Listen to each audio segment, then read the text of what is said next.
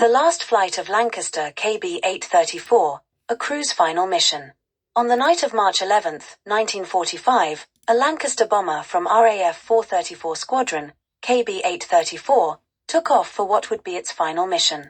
The target was Essen, Germany, strategically vital to the Nazi war machine.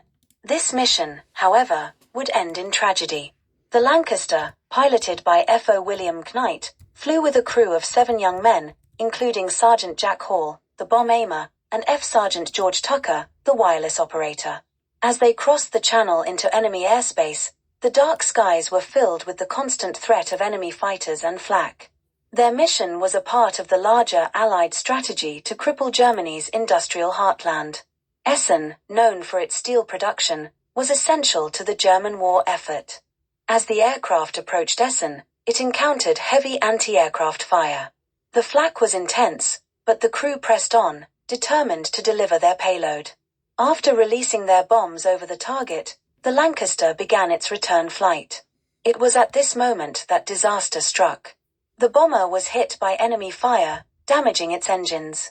The crew struggled to maintain control as the aircraft began to lose altitude.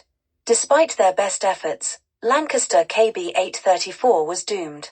The aircraft crashed into a field in Belgium, killing all 7 crew members. Among the lost were men like F.O. Knight, who had already completed multiple successful missions, and Sergeant Hall, whose family received the devastating news of his death in the early hours of the morning. The loss of Lancaster KB834 marked the end of an era for many bomber command crews. The courage of these young men, facing extraordinary odds, remains a testament to the sacrifices made during World War II. This final raid encapsulated the bitter reality of the war, a brutal campaign that would claim the lives of thousands of brave airmen, most of whom were still in their 20s. The mission was an important part of the Allied effort, but at a great personal cost.